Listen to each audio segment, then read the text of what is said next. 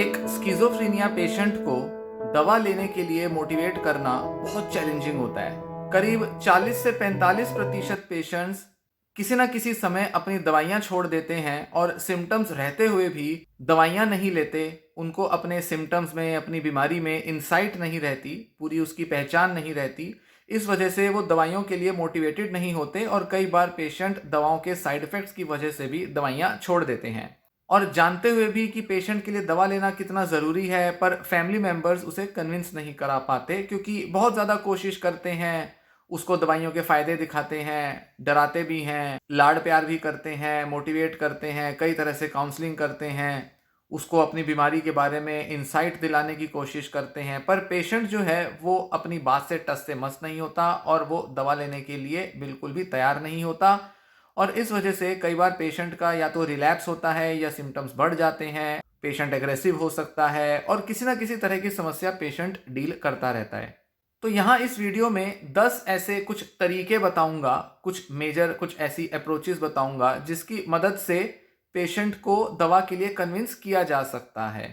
कुछ ऐसे तरीके ज़रूरी होते हैं लगाने जिससे कि पेशेंट किसी भी तरह से थोड़ा बहुत ही सही पर मोटिवेट हो सके और अपनी दवा ले सके। तो ब्रीफ में थोड़े से पॉइंट्स बताता हूँ। ज़्यादा डिटेल में एक और कभी वीडियो बनाऊंगा जिसमें मैं आपको विस्तार से बताऊंगा कि कैसे हर स्ट्रेटजी पर वर्क किया जा सकता है। इस वीडियो में कुछ मेन पॉइंट्स ही आपसे डिस्कस करूंगा क्योंकि इस वीडियो को मैं थोड़ा छोटा रखना चाहूंगा और इसके पॉइंट्स को इलेबोरेट करके आगे कभी फ्यूचर में बताऊंगा। तो पहली स्ट्रेटजी है कि पेशेंट के साथ थोड़ा ट्रस्टिंग रिलेशनशिप डेवलप किया जाए। पेशेंट या तो आप पर भरोसा नहीं करता या वो आप पर गुस्सा है कि आपने उसकी दवाइयाँ क्यों शुरू करा दी, उसको बीमार क्यों बोल रहे हो। तो पेशेंट के साथ थोड़ा सा रिलेशनशिप को बेहतर करना ज़रूरी है और अगर पेशेंट के साथ कुछ अच्छा कम्युनिकेशन आप नहीं करते तो उसे थोड़ा इम्प्रूव करें और बीमारी और दवाओं के बारे में थोड़ी सी बेसिक सी जनरल सी चर्चा पेशेंट के साथ करते रहें। पेशेंट को भरोसा दिलाएं कि आप उसका अच्छा चाहते हैं, आप उसका बुरा नहीं कर रहे और दवा अगर खिला रहे हैं तो पेशेंट को कैसे फ़ायदा करेगी, ये थोड़ा उसको बताना ज़रूरी होता है। पेशेंट के साथ थोड़ी हमदर्दी रखें, थोड़ा समझदारी से काम लें और बहुत ज़्यादा पेशेंट को ताने ना दें, बहुत ज़्यादा उसको कोसें ना या बहुत ज़्यादा उस पर ज़ोर ज़बरदस्ती करने के प्रयास ना करें। दूसरी स्ट्रेटजी होगी कि पेशेंट को बीमारी और इलाज के बारे में एजुकेट करना ज़रूरी है। पेशेंट को स्किज़ोफ्रेनिया के बारे में बताएं, उसके सिम्टम्स क्या होते हैं ये पेशेंट को पता होना ज़रूरी है। ये वैसे तो पेशेंट को इंसाइट लाने में भी मदद देगा और इसी के साथ पेशेंट को फिर इलाज का भी महत्व बताएं, समझाएं कि कैसे ये दवाइयाँ जो हैं ये उसके सिम्टम्स को कम कर सकती हैं, किस तरह से दवाइयों का डिल्यूजन्स या हेलुसिनेशंस पर असर आ सकता है, कैसे उसके कान में आवाज़ें आनी बंद हो जाएंगी, उसके मन के वहम कम होंगे। वहम कम करने के लिए शायद पेशेंट मोटिवेटेड ना हो पर आवाज़ों को कम करने के लिए तो उसमें मोटिवेशन आ जाएगा। इंटरनेट से, डॉक्टरों की मदद से या कुछ दूसरे पेशेंट्स या कुछ पेशेंट्स के और कोई फैमिली केयर गिवर्स होंगे, उनकी मदद लें ताकि वो पेशेंट को किसी तरह से एजुकेट करें कि क्यों दवाइयाँ लेना ज़रूरी है और कैसे दवाइयों का फ़ायदा होगा। साथ ही पेशेंट के साथ ये भी डिस्कस करना ज़रूरी है कि किस तरह से दवाइयाँ रिलैप्स प्रिवेंशन में मदद दे सकती हैं।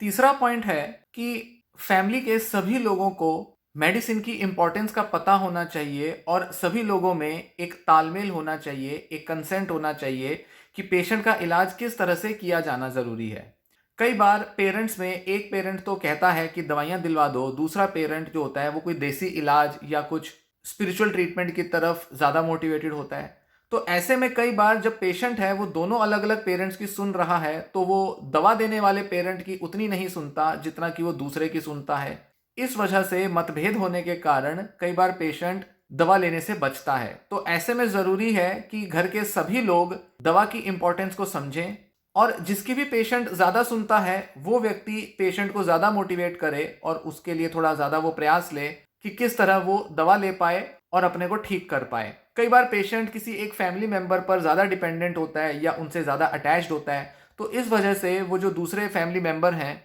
वो पेशेंट की दवाओं का थोड़ा देख रेख रख सकते हैं। इसी के साथ ये भी ज़रूरी होता है कि फैमिली मेंबर्स खुद भी समझें कि क्यों दवाइयों को लंबे समय तक लेते रहना ज़रूरी होता है। इस बारे में भी खुद को एजुकेट करें। क्योंकि कई बार फैमिली मेंबर्स भी सोचते हैं कि हाँ 3 महीने हो गए, सिम्टम तो कम हो गए, अब क्या ज़रूरत है दवा लेने की, दवाइयों के साइड इफ़ेक्ट्स हो रहे हैं। इस वजह से कई बार फैमिली मेंबर्स भी पूरी तरह से कन्विंस्ड नहीं होते। तो पूरे परिवार को अपने को एजुकेट करने की ज़रूरत हो सकती है, जिसमें सबसे पहला कदम पेरेंट्स को ही लेने की ज़रूरत है। चौथी स्ट्रेटजी है कि पेशेंट के इलाज में एक कोलैबोरेटिव अप्रोच अपनाने की ज़रूरत है। कोलैबोरेटिव मतलब कि पेशेंट खुद भी अपने डिसीजन ले कि उसको किस तरह का इलाज लेना है और कैसे खुद को ठीक करना है। इसमें डॉक्टरों की भी भूमिका होती है और घर वालों की भी भूमिका होती है। ज़रूरी नहीं है कि सिर्फ दवा से ही पेशेंट अपने को ठीक रखे, और बहुत से लोग जो कि ठीक से इस बारे में जागरूक नहीं होते कि दवाइयों के साथ और भी दूसरे कुछ ऑल्टरनेटिव, कुछ कॉम्बाइंड ट्रीटमेंट्स लिए जाने ज़रूरी हैं, जिससे कि पेशेंट को मदद दी जा सकती है और पेशेंट अपना स्वास्थ्य ठीक रख सकता है। दवाइयाँ तो एक मेन ट्रीटमेंट होता ही है, वो तो लेनी ही है, पर साथ ही कुछ लाइफस्टाइल चेंजेस लाना, थेरेपी लेना, कुछ ब्रेन एक्सरसाइजेस करना, कुछ हॉबीज़ या कुछ दूसरे इंटरेस्ट की एक्टिविटीज़ में इन्वॉल्व होना, ये भी ज़रूरी है। तो पेशेंट किसी ना किसी तरह खुद को मोटिवेट रख सकता है, या पेशेंट के साथ कुछ ऐसी कंडीशन सेट की जा सकती हैं जिसमें कि पेशेंट दवा लेने के लिए कुछ इस तरह से मोटिवेटेड हो जहां वो अपने कुछ दूसरे शौक भी पूरे कर पाए, कुछ अपनी दूसरी ज़रूरतें पूरी कर पाए। तो पेशेंट कैसे अपने ट्रीटमेंट को आगे बढ़ाना चाहता है और किन कंडीशंस में वो अपनी दवा ले सकता है, इस तरह का कुछ एक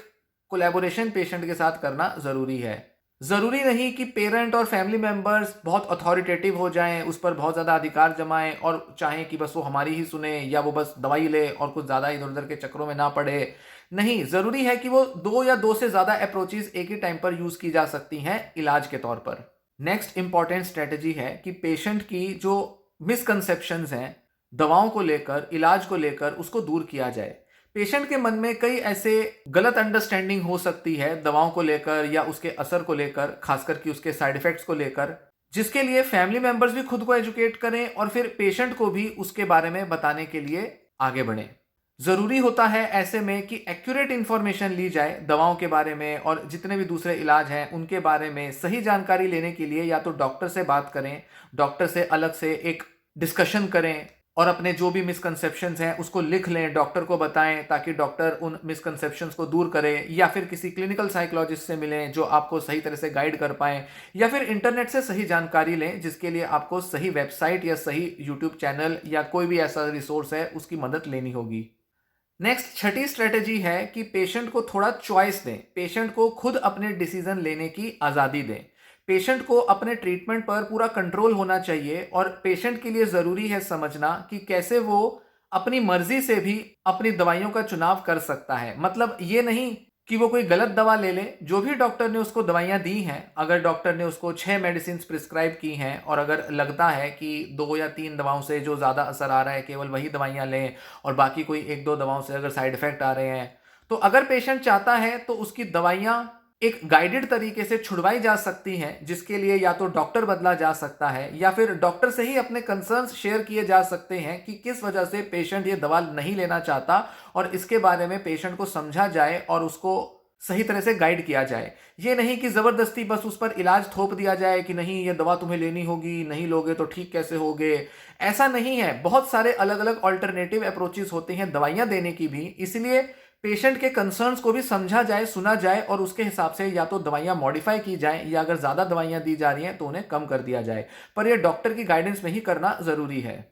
सातवीं स्ट्रेटजी है कि पेशेंट की कंडीशन को मॉनिटर करते रहें और ज़रूरत पड़ने पर ट्रीटमेंट को थोड़ा एडजस्ट करें। पेशेंट के सिम्टम्स आते जाते रहेंगे, नए नए कंसर्न्स उसके उठते रहेंगे, कभी कोई सिम्टम उसके काफ़ी कम हो जाएंगे, तो उस हिसाब से ज़रूरी है कि पेशेंट का इलाज बदला जाए। साइड इफ़ेक्ट्स को भी नोटिस करना ज़रूरी है, या पेशेंट के लाइफस्टाइल में या उसके माइंड में किस तरह के बदलाव आ रहे हैं वो देखते रहें। पेशेंट को भी मोटिवेट करें कि इस तरह के कोई परेशानी वो महसूस करता है तो उसके बारे में घर वालों को बताए, क्योंकि कई बार पेशेंट किसी एक साइड इफ़ेक्ट से डर कर दवाइयाँ छोड़ सकता है, तो अगर उसका साइड इफ़ेक्ट या उसकी जो भी असर आ रहे हैं दवा के, उसको अगर ठीक से समझ कर अगर ट्रीटमेंट को मॉडिफाई किया जाएगा तो पेशेंट का मोटिवेशन लंबे टाइम तक बना रहेगा। नहीं तो कई बार पेशेंट पर अगर इलाज थोपा जाता है और एक ही इलाज चलता रहता है तो पेशेंट बड़ा परेशान हो जाता है और इस वजह से दवाइयाँ छोड़ सकता है। आठवीं स्ट्रेटजी है कि पेशेंट को एंकरेज करते रहें और उसे सपोर्ट देते रहें। पेशेंट अगर थोड़ी सी भी प्रोग्रेस दिखा रहा है अपने इलाज में या दवाइयों को लेने में, अगर वो थोड़ा मोटिवेशन दिखाया है और अगर उसने हफ्ते 2 हफ्ते 1 महीने तक दवा ली है, तो उसको एनकरेज करें और उसको बताएं कि वो किस तरह से इंप्रूव हो रहा है और कैसे दवाइयों का असर आ रहा है, कैसे बाकी लोग नोटिस कर रहे हैं कि पेशेंट पहले के मुकाबले बेहतर हो रहा है। इस तरह से सपोर्ट मिलता रहेगा और उसका हौसला बढ़ाए रखेंगे तो पेशेंट का मोटिवेशन दवा लेने के लिए बना रहेगा। 9वीं स्ट्रेटजी है कि पेशेंट के साथ कुछ बिहेवियर थेरेपी की टेक्निक्स यूज की जाएं। इसके लिए आपको एक क्लिनिकल साइकोलॉजिस्ट को कंसल्ट करना होगा और जो आपको बताएंगे कि कैसे पेशेंट की कंडीशन के हिसाब से अलग अलग स्ट्रेटजीज अपनाई जा सकती हैं जिससे कि पेशेंट मोटिवेटेड हो। इसके लिए काफ़ी सारे तरीके होते हैं क्लिनिकल साइकोलॉजिस्ट के पास, जिसमें वो पेशेंट को रिवॉर्ड देकर, पेशेंट को एंकरेज करके कई तरह से उसके